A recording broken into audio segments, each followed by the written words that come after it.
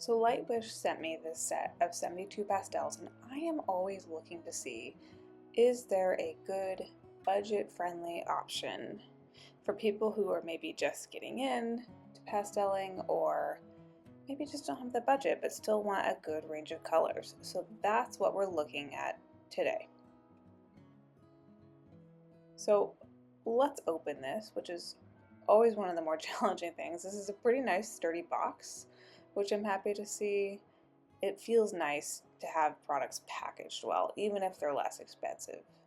So we're peeling off the foam, one of my favorite things to do. We've got some beautiful cooler colors here. Let's see if I can get this tray out of here. It's so well constructed, it's hard to get out, but that's okay, I'll take that. Okay, so that's tray one.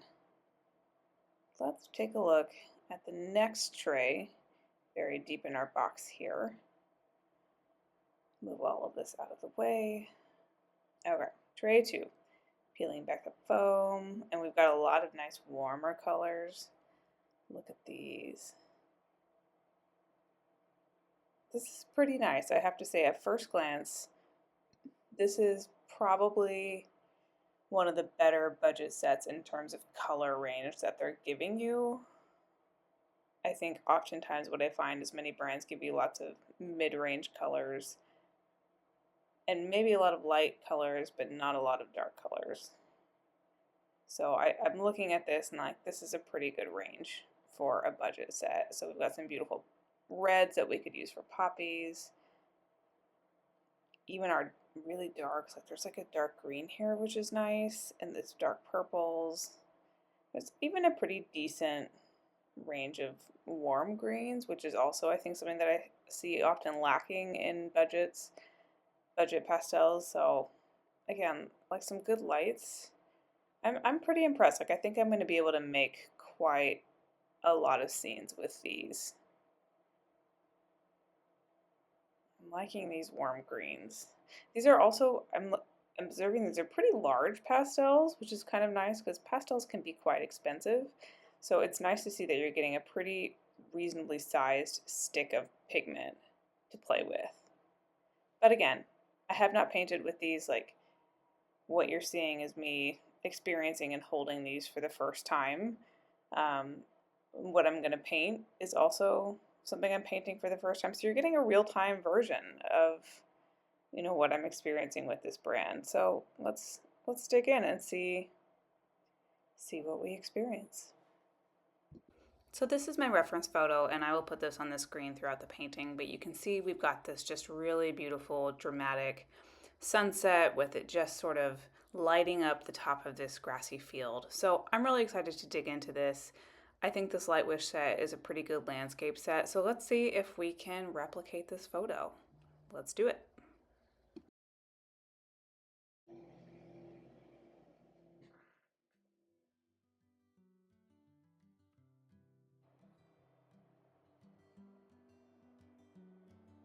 So I'm going to start by kind of blocking in my darker colors. I'm using Canson Velvet paper here, which is not my normal paper, but I have been painting a lot lately, and I deeply love sanded paper, but my fingers are truthfully kind of raw, so I went with a Canson Velvet also just to find something a little easier on my fingers. So I'm noticing that these don't blend super well, but I actually think that's something from the paper and not from the pastel.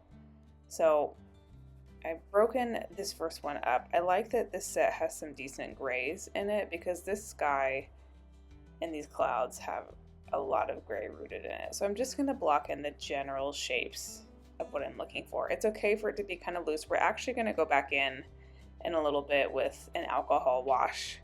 So we're just getting general shapes. Don't worry about absolute perfection. So peeling off this paper, which is surprisingly challenging. I like when pastels label the colors, but I think I might like it the most when they sort of imprint the number on the pastel stick itself. So I've just broken this because large pastel sticks, as satisfying as it is for them all to look beautiful and be the same size, they're often easier to work with if you just break them in half. So don't feel bad. You can see I've grabbed this blue and probably broken it off, I think at the spot where the label is, trying to get it off for the sake of time. They're just a little easier to handle. It allows you to have a better grip, better control.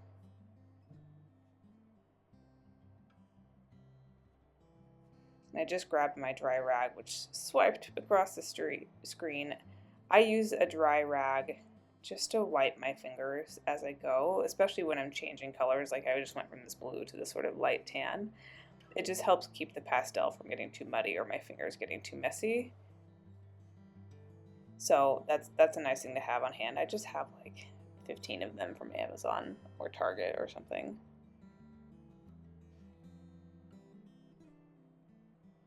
So I'm just going to continue blocking in sort of where the grayer clouds are, making sure I've got a few areas of blue. And just in a couple minutes, we're going to go back in with an alcohol wash. And I'm doing that because this particular paper isn't blending the pastels the way like a sanded paper is. And that's not necessarily a bad thing. It's just how the paper is behaving. And when you use an alcohol wash or water, if you don't have alcohol, like I've got here, I'm going to start with a fan brush, but I also have to admit that I'm going to go back in a little bit with a different brush. It just helps to sort of spread out the pigment, blend it together a little bit more. I wanted to use this fan brush for this, but very quickly I realized that I didn't like using it. So I'm just dipping my brush in the alcohol. This is, I think, isopropyl alcohol, 99% isopropyl alcohol. You can use water if you don't have that on hand. I just got this from Amazon. Nothing fancy.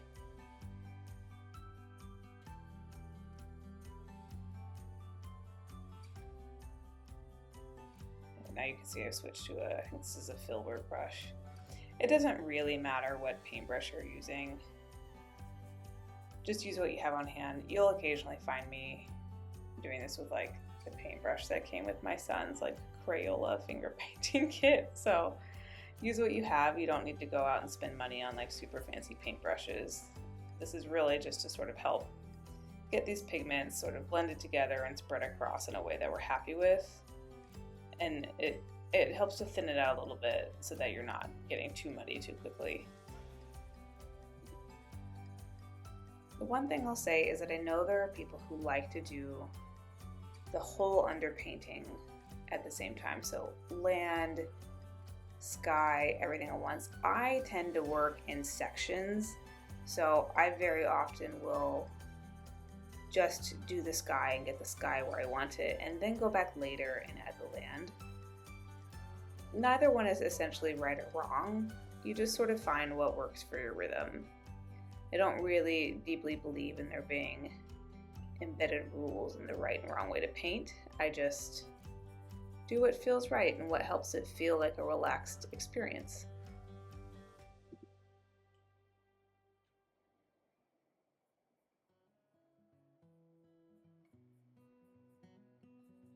In general, I'm finding that these pastels respond pretty well to the alcohol. I think they are a student grade pastel, but I'm getting the impact that I would like to, and that's exciting for this price point. Now I'm just going to go back and start layering in my clouds, and you can see that as I sort of add in the dry pastels over what was painted in, what's painted in was really pretty permanently there, which is nice. You don't really run the risk of it, blending away on you.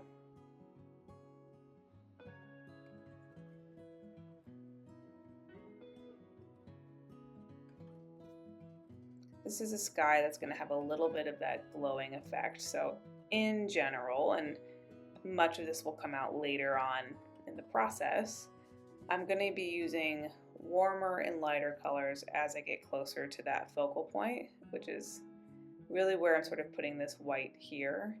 We will go over this several times throughout this kind of iterative cloud painting process, but this is really a moment where we're thinking about what is the actual color versus the perceived color.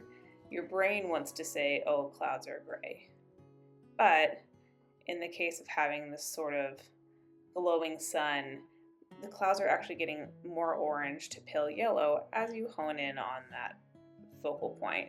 So you're going to see the colors that I'm putting down shift to account for that, and that's what helps make it feel like this warm, glowing experience.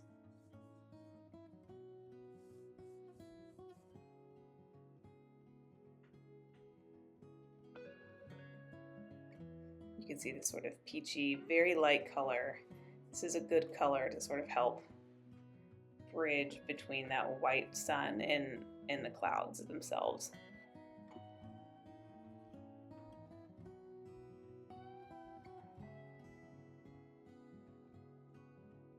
So just adding this in, the section of clouds closest to the sun here, this white area, is a little bit scattered, so I'm just sort of drawing in thinner lines around it, and we'll build on top of that as we go.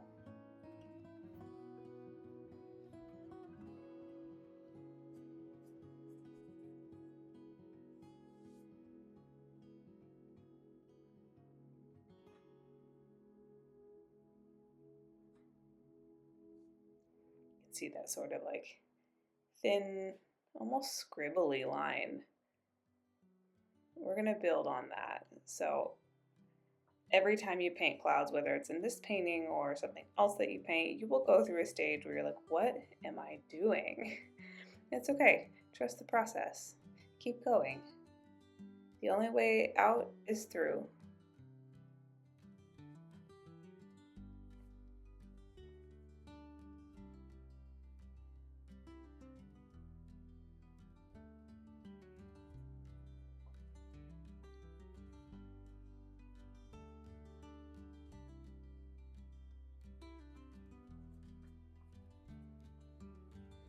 These pastels are still feeling pretty good for a student grade pastel. I'm liking the gray ranges that they've got here because this is really good for painting clouds. I would say if I had to compare them to a professional grade brand, they're probably a little bit lighter weight than a Mount Vision or a little bit lighter weight than a Unison, but they've got like the same dryness of those brands.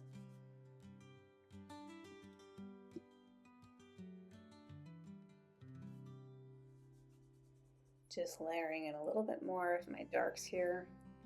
One of the things that's important in painting clouds is to not be afraid of dark colors. I think the drama doesn't exist between, your medium blue and your medium gray. Your drama exists in your dark blue to your light gray. So how are you mixing those sort of contrasting ranges of light and darkness? And that's really going to help here.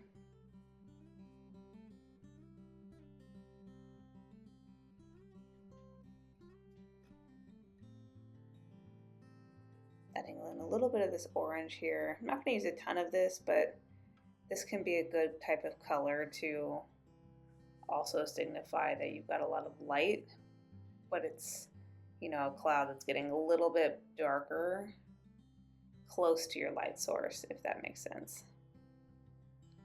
Closer to our light source, if it's getting direct light, we're going a little bit warmer in those tones.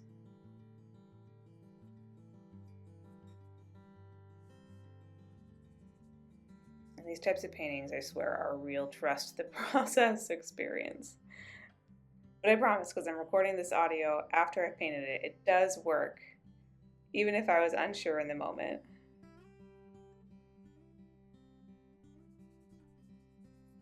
I do occasionally blend it out with my fingers. It's not so much an issue.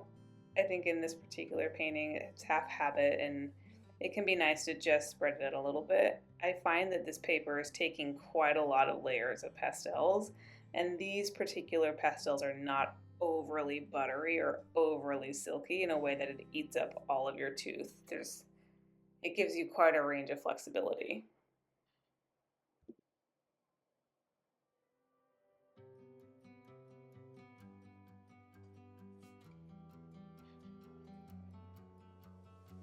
So you can see I've got a pretty good sense of the structure of these clouds, and we're really just building and layering on that. So there's sort of our white focal point in the bottom right, and then as I expand outward, I'm getting a little bit darker as I go. The further away I get from my light source, the cooler the color tone is.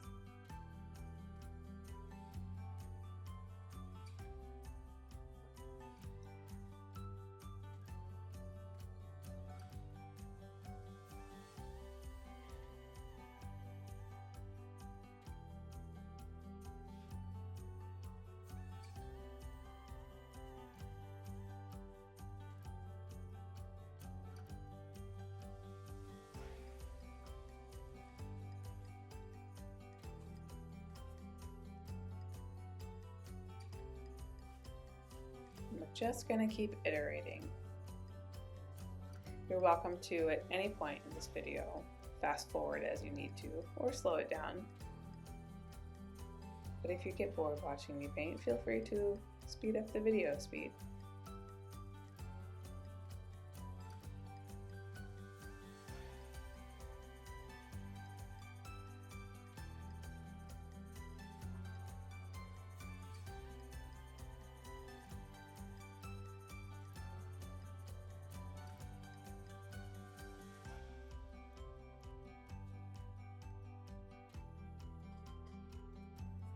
We're going to come on with even a little bit of a darker value. This one will take quite a bit of blending because it is pretty starkly. I think there could have been maybe one more gray in the set that sort of bridged the gap between the medium gray and the almost black color. But it's hard to balance these things, I think, sort of regardless of your brand. Getting the right colors is hard.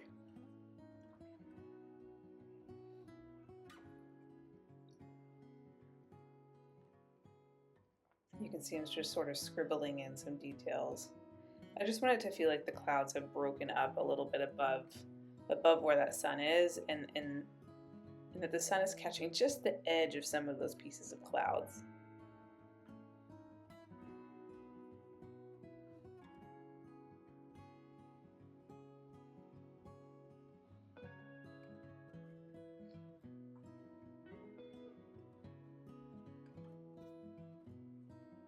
On this paper, I don't find these pastels to be too crumbly. They're soft, but they're not overly soft, I would say.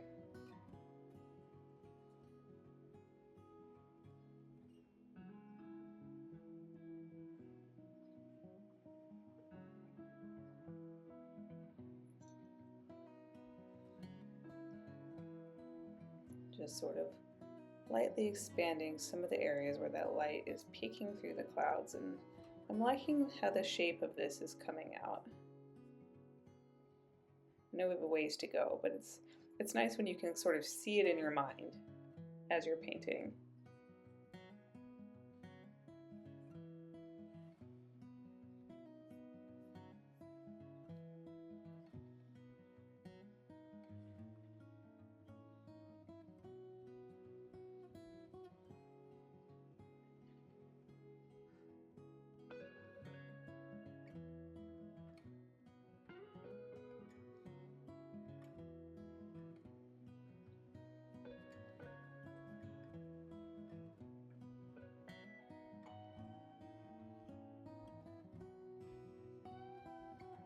I'm going to come back in with my white, not because this is the final time we're going to do this, but because it can be helpful to sort of keep yourself oriented to the big focal points of your painting. I think it helps keep your perspective in the painting strong. And honestly, even if you sketch out like I tend to sketch out with a pencil, at least at a minimum where my horizon line is, it can just plain get buried in all the pigment you put on the page. So adding in that sort of white focal point again just keeps you oriented and keeps you on the right path.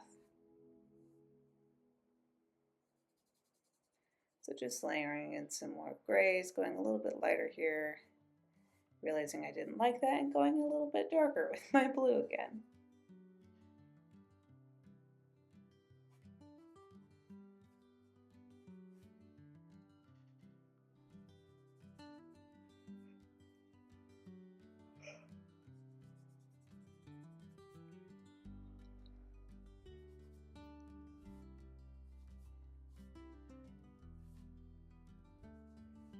Coming in with some more blue. I'm not pressing super hard. I just want to get a little bit of blue in. I don't want to muddy it up. So don't be afraid to use a light pressure here.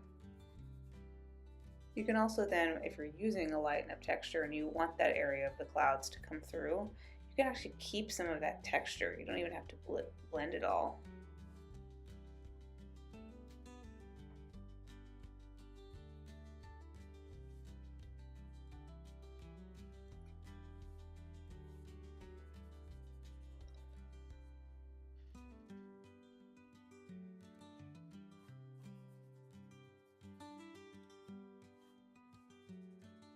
Bringing in some more gray.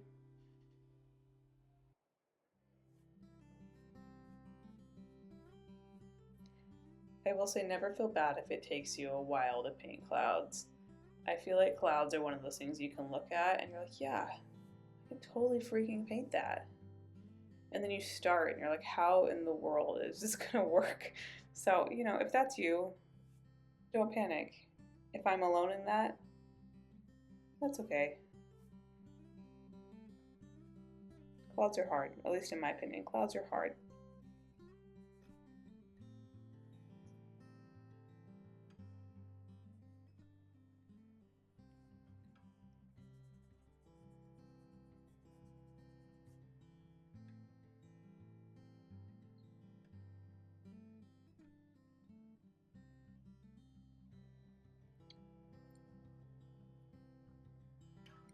So just bringing in a little bit more of this dark blue to add a little drama.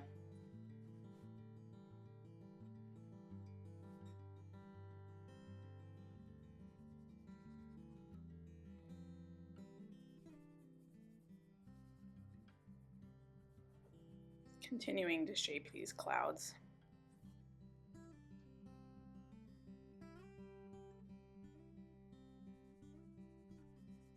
I'm lightly blending with my finger, and this particular paper doesn't blend the pastel super well, but that's okay. We'll continue to blend and layer on top.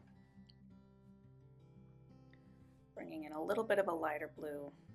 In general, my blue is going to get lighter as I get closer to the sun, and then further away, like in the top corners, it'll be a darker blue.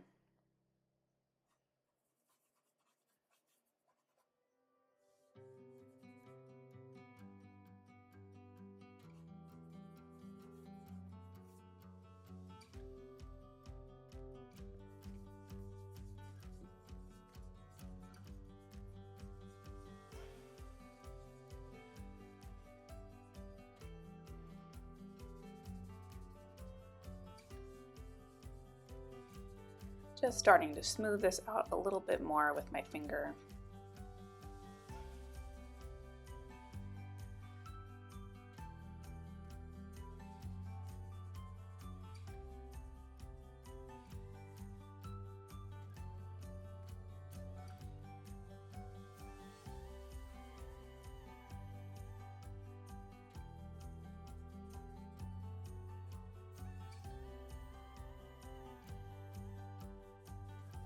Using this sort of nice peachy warm color towards the bottom before adding in a little bit more gray for these clouds.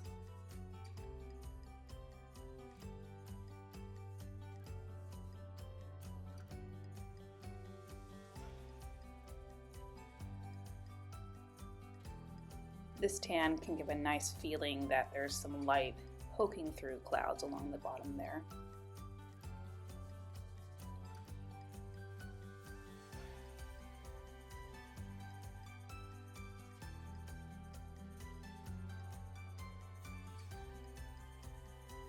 I'm gonna fast forward a little bit just so that you can kind of see what I'm doing and how this builds.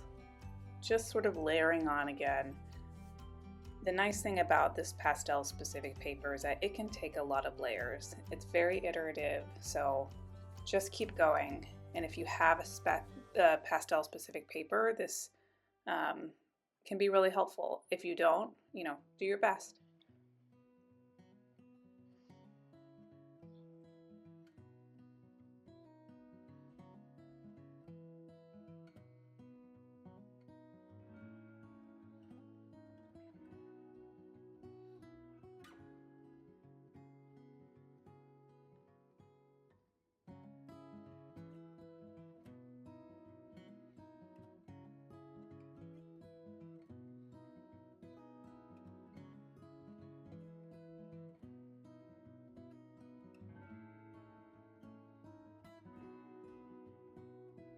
Just adding in some lighter clouds here to peek through, blending a little bit as I go.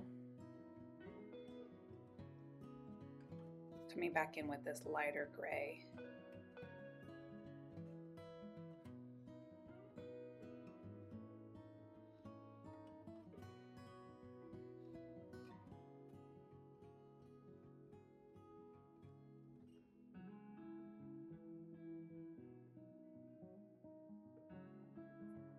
And then adding some little marks, and I think these are the places where sort of the light just catches the edge of a cloud, and I think that helps really make it feel like a photo, more realistic when you look at it.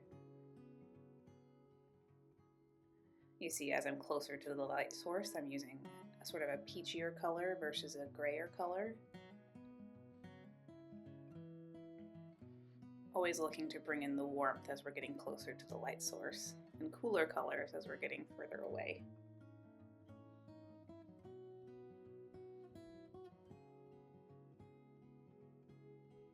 Back in with that gray, which is cooler than that peach, as you can see.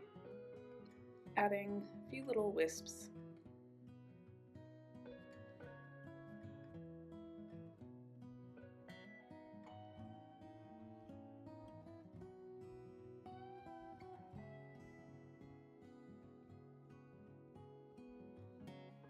Using almost really a light yellow here towards the bottom. Highlighting in with a little bit of that more intense yellow, and then going back in with my white. We really only want white to be right on where the sun is. The rest will either be lighter grays, more yellows.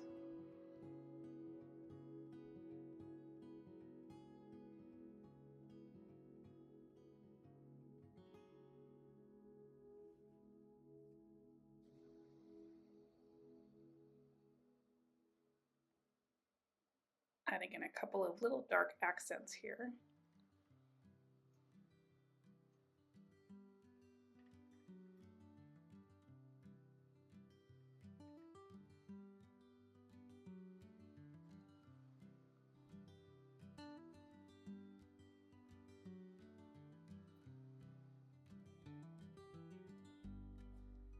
Now what I'm starting to do is think about how my sun and sky is going to start interacting with my horizon line.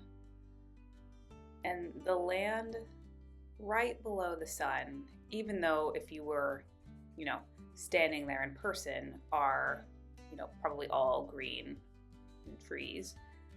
What I'm thinking about is how the light is illuminating that distant background. So you see right below the sun, I've actually used sort of an orange. And right now, as I'm getting further away from that sun, it's getting a little bit darker, a little bit more brown, starting to shift. It'll shift to green in just a second. And that's really the core of how we get this glow. Because what we're seeing is the bright sun illuminating that section in the back. You see I'm going in with a little bit more of a golden yellow. Just blending it out as I go. Even lighter yellow as I get closer to the sun. We're going to go all the way up to that very pale yellow.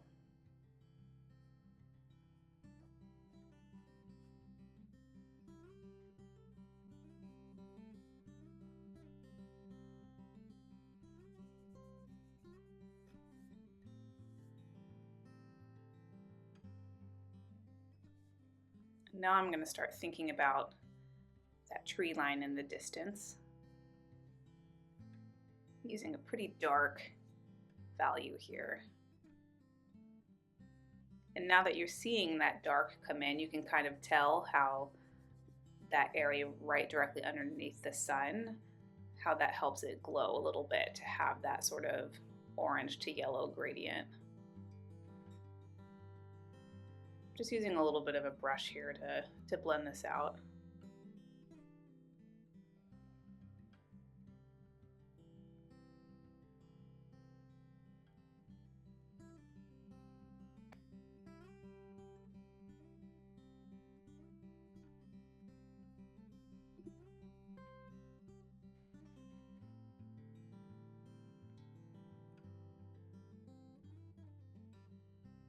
See, I'm using this sort of orange because we've got some texture in those trees, but I don't want to use that same dark color. So I'm just adding in a little bit of orange and adding a little texture here.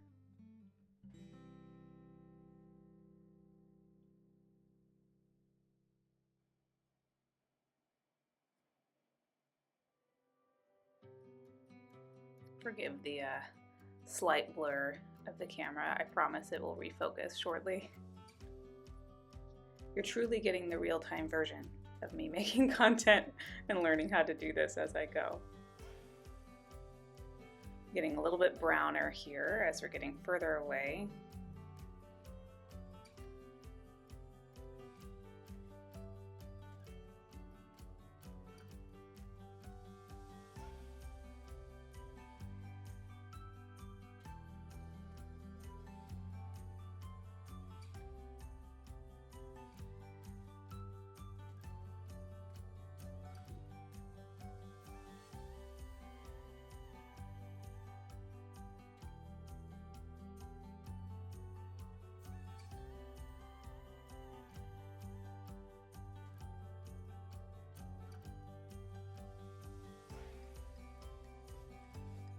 Okay, so we're going to start bringing in our field now. Like I did for the sky, I'm just going to start blocking in the main colors. I like to have the foreground much darker than what's in the distance. I think that really helps to provide some depth. So you see I've brought in really that dark green, and I'm going a little bit lighter as I get further up in the foreground. Also, as we get closer to the sun, we're going to go a little bit more yellow. So we want to show that that part of the field is really glowing.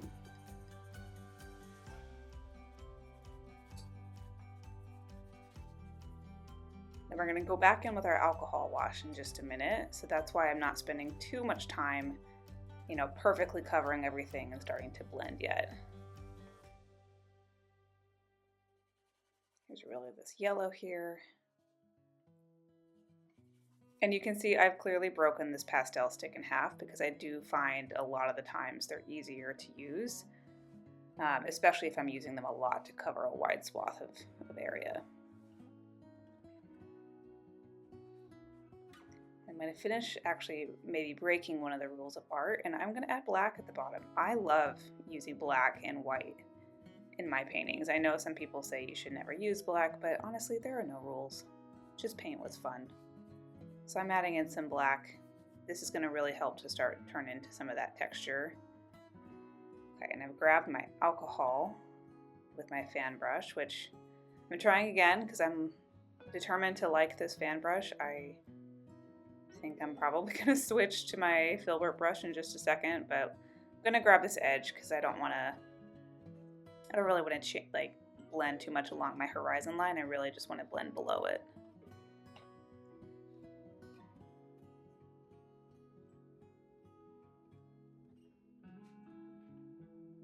And I'm going to switch brushes. It's okay that we're getting some of this alcohol running down the page. We're going to go back over and layer on. But this really just helps me set the pigment into the page, get a really good sense of, where my lights and darks are, where my greens and yellows are.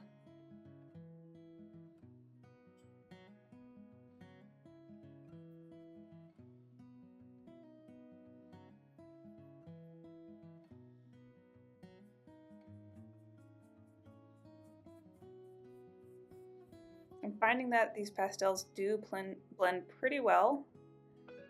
It feels like it always takes it just a second to start sort of accepting the alcohol, but that's okay. They're doing a very nice job. For a student brand, this is pretty fantastic.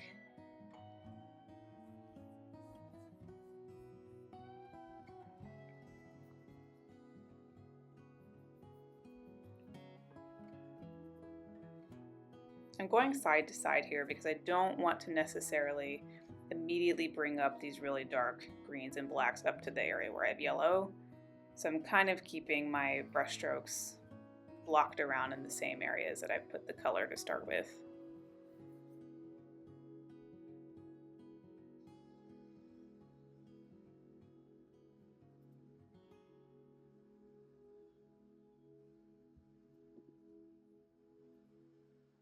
Just fast forwarding a little bit here for the sake of time. Once I feel like I have it blended really well, then we'll start going back in with a lot of the same color as I used to block out this first, but just now we're going to go in and start adding some of our textures.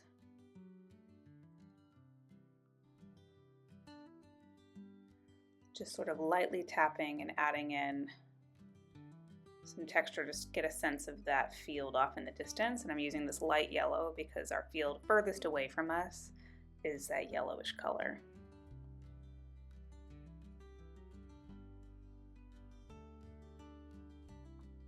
I'm essentially tapping and slightly dragging that pastel up. I don't want to press too hard because I'm really looking for it to sort of sweep along the tooth, and that helps give it a little bit of that wispy, grassy texture.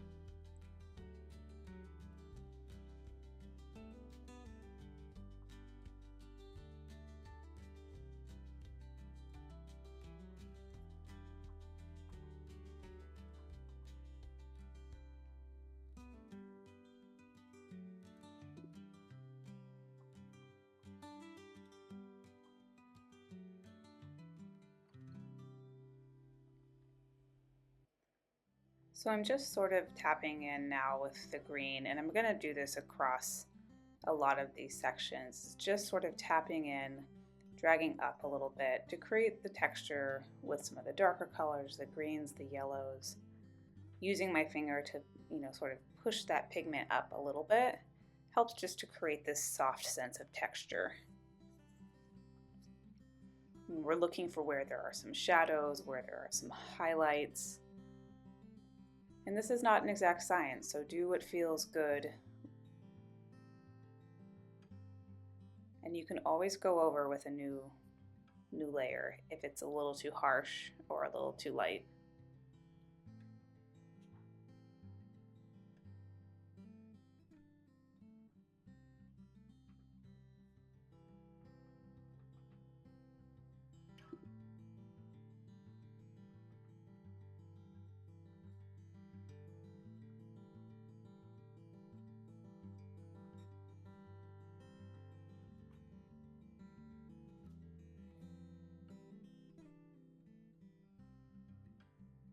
Bringing in that lighter yellow here right along the horizon line to continue making this feel like that portion of the field is glowing.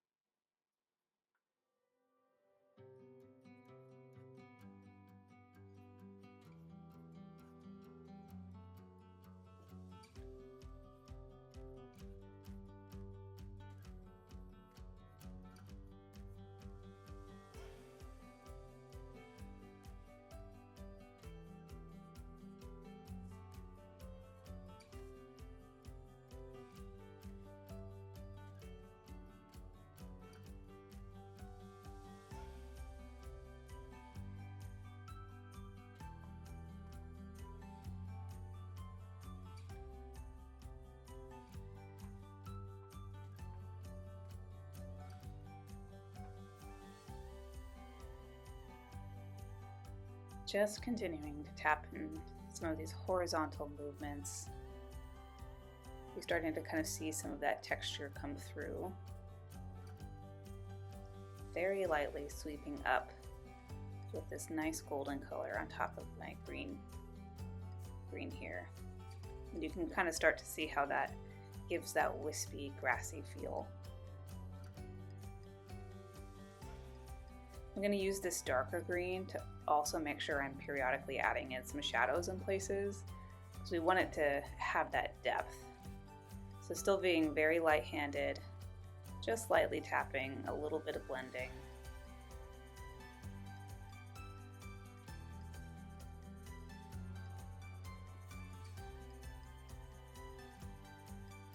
I think this dark green is just really gorgeous.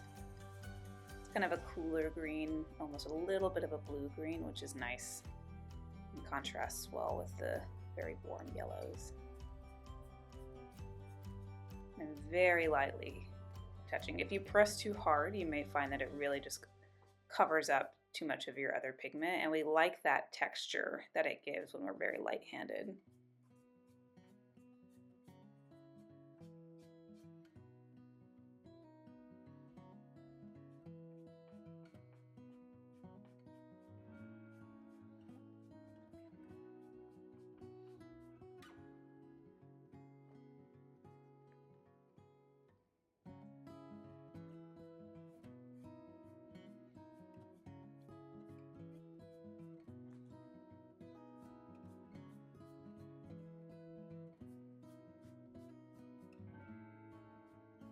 I like leaving it so that some of that lighter green that we painted in kind of peeks through.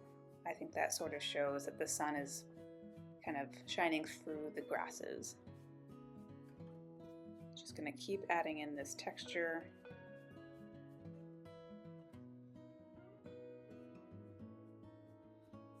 And my movements get smaller the further into the distance we're going. They're much more sweeping and closer in the foreground and much more contained further away in the distance.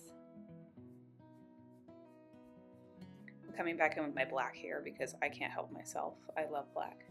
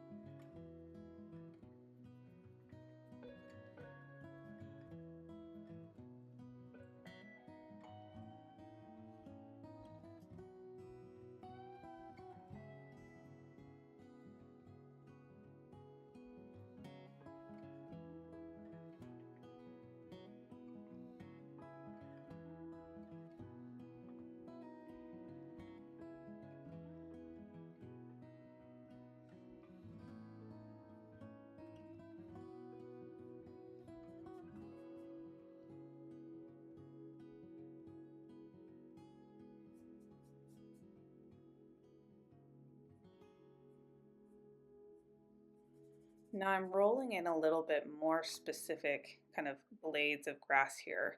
I'm going to go over these a little bit more further down, but I like sort of creating this like layer of grassy textures.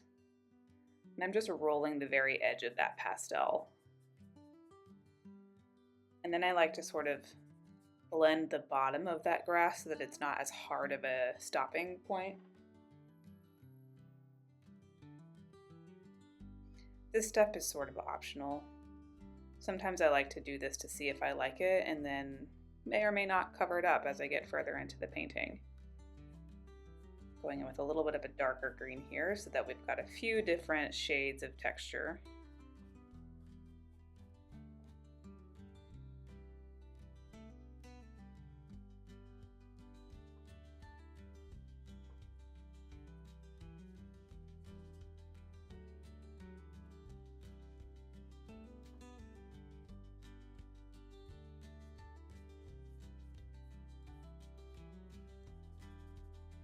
These are probably a little bit too pronounced, so I'll probably go over those. Yeah.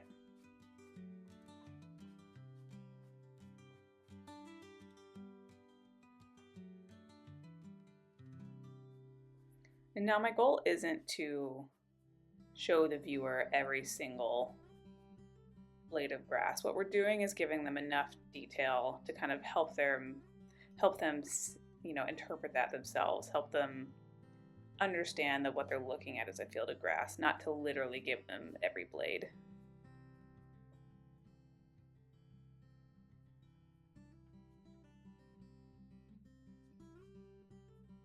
Adding a little bit of this green, which may be a little too green.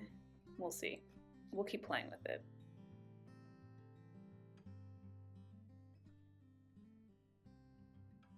Yeah, I think I'll go with a little bit more of a muted color here.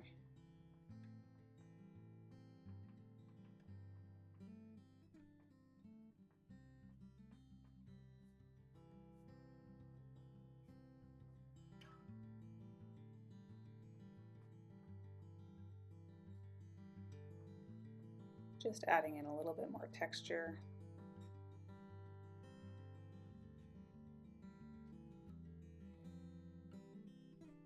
Some little golden accents here, bringing that down a little lower.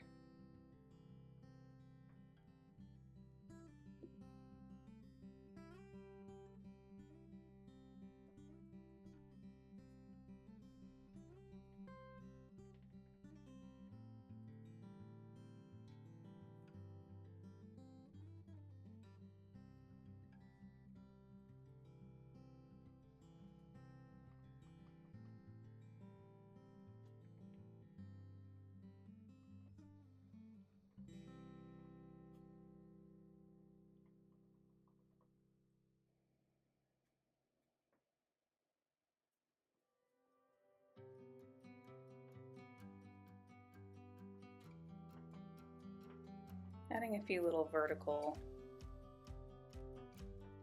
marks here. Just breaks it up a little bit. Again, just lightly tapping, just enough to kind of get some pigment down.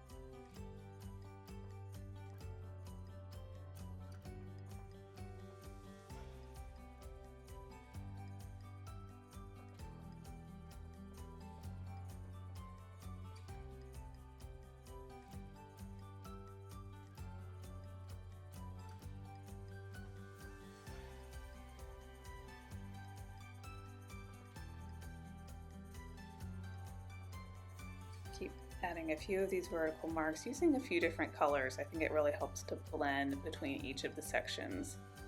You really almost can't even tell that I had sort of this horizontal underpainting that I did. I love how this texture just shines through.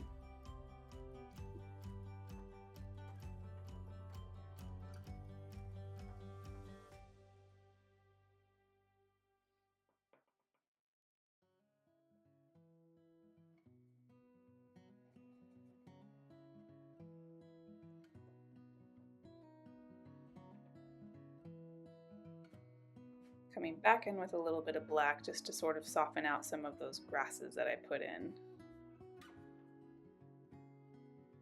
I really like a dark foreground.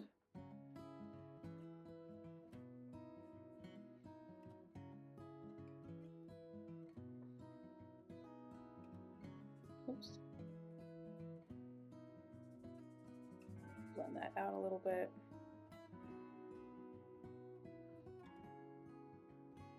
A little bit more texture here with this nice yellow.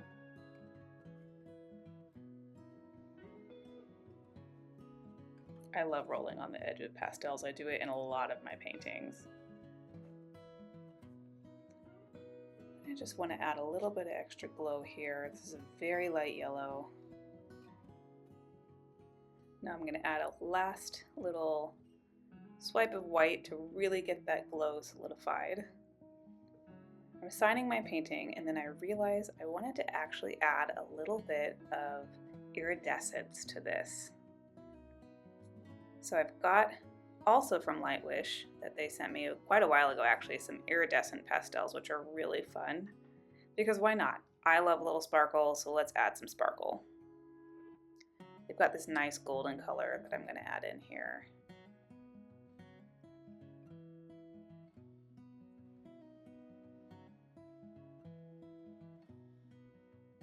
So fun.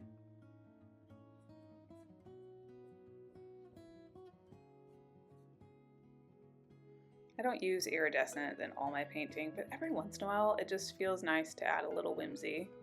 This step would definitely be optional if you're not really an iridescent person. Kind of adds a nice little extra glow here when you use even this lighter one.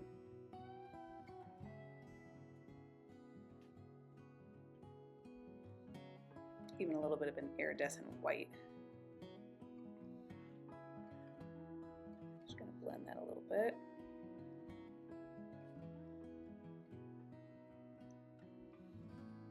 See if we can scratch a little bit of it off and then kind of tap it on.